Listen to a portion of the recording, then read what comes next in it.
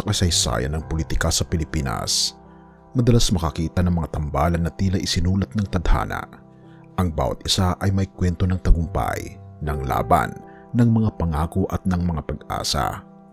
Ngunit sa gitna ng bawat tagpo ay may mga karakter na hindi lamang nanunumpa para sa bayan, kundi nagiging simbolo rin ng pagkakaisa. Isa sa mga tambalang ito ay ang samahan ni Pangulong Ferdinand Bongbong Marcos Jr. at Vice Presidente Sara Duterte. Isang kwento ng pag-ibig na hindi nagtagal, hindi dahil sa kawalan ng damdamin, kundi dahil sa bigat ng kanilang mga dalahin at pagkakaibang hindi na maayos pa. Ang tambalang Marcos Duterte ay hindi lamang isang simpleng alyansa. Ito'y tila isang pag-iibigan na nag-ugat sa pangako ng pag-asa. Ngunit tulad ng maraming love story, hindi lahat ay nagtatapos sa happy ending.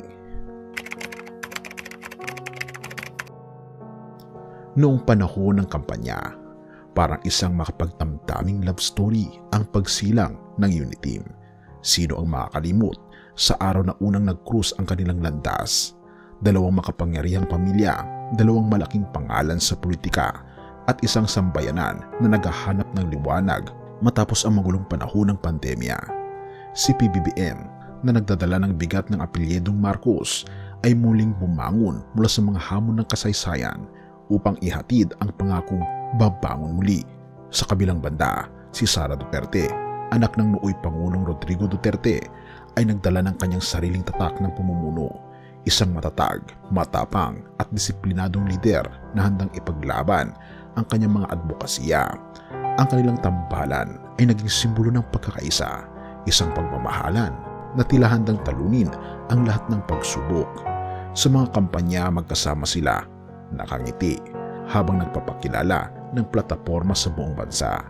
Makikita sa kanilang kilos ang sinseridad, sa kanilang mga salita ang pag-asa at sa kanilang presensya ang pagkakabuklod.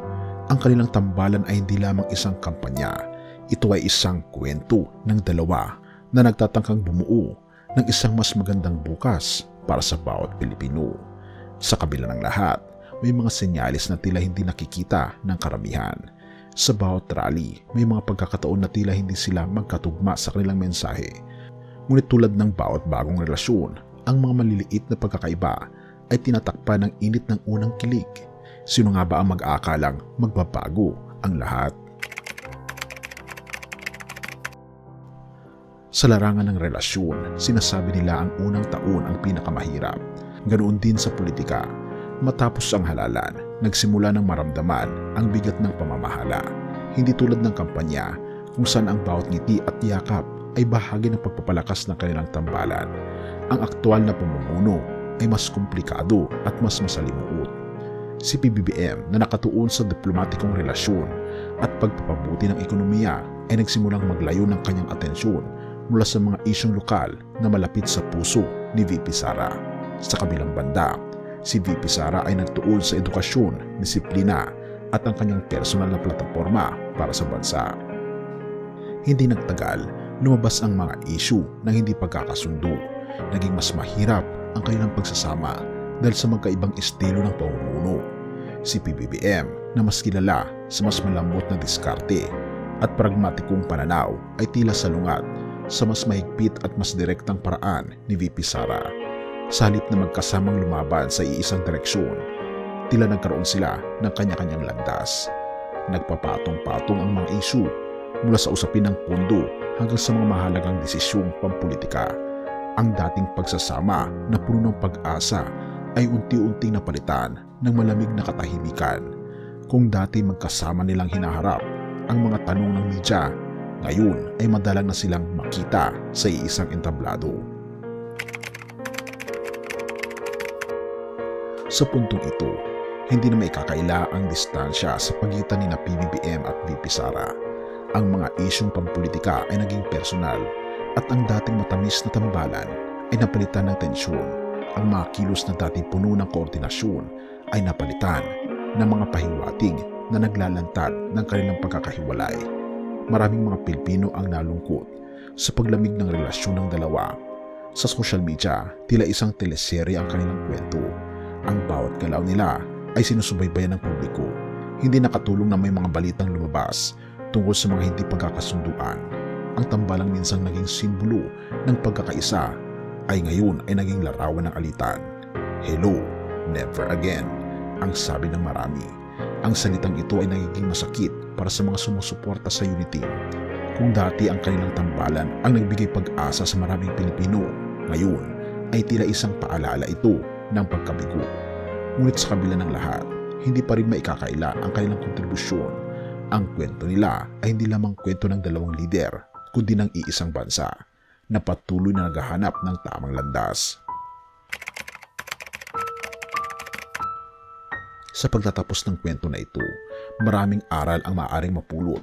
Una, kahit gaano kaganda ang isang pagsisimula, hindi ito garantiya ng masayang wakas. Ang relasyon, maging sa personal o pampolitika, ay nangangailangan ng pagkakaintindihan, pagkakaisa at bukas na komunikasyon. Pangalawa, ang politika ay hindi palaging tungkol sa personal na relasyon. Ito ay tungkol sa serbisyo para sa bayan.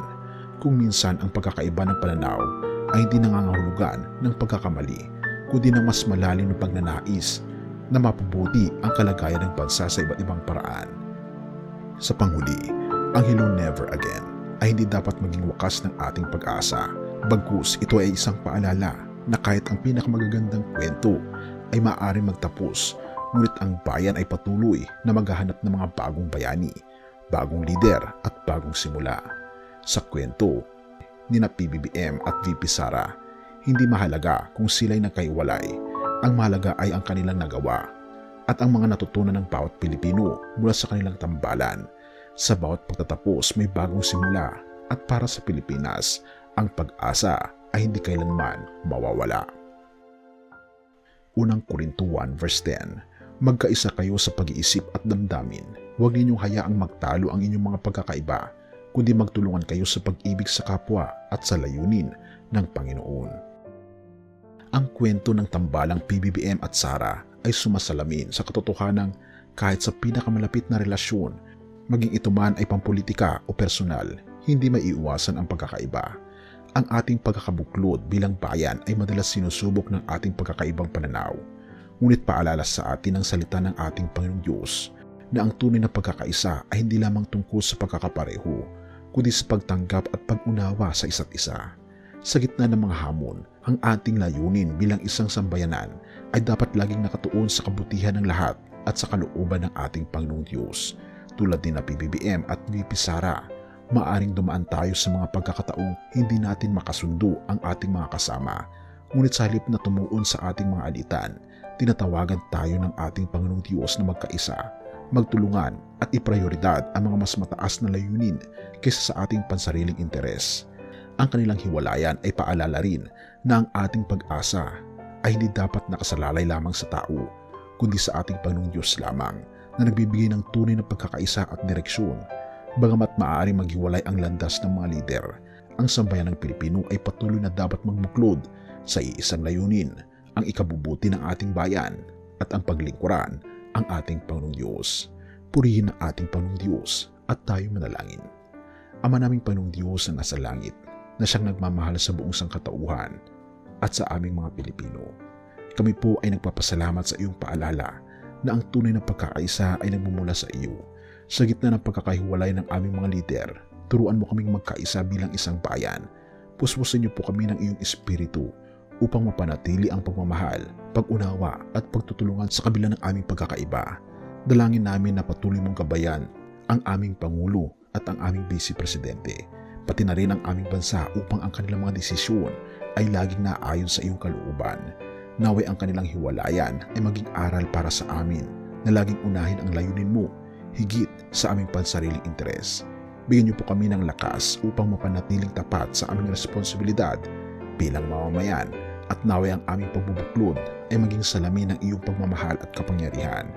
Sa iyo namin iniaalay ang aming mga pag-asa at mga panalangin o aming Panginoong Diyos. Salamat sa pagdinig ng aming panalangin at patnubayan po kami at patawarin po kami sa lahat ng aming pagkukulang at pagkakasala sapagkat ito'y kasamot hiling sa matamis na pangalan ng aming Panginoong Yesus. Amen.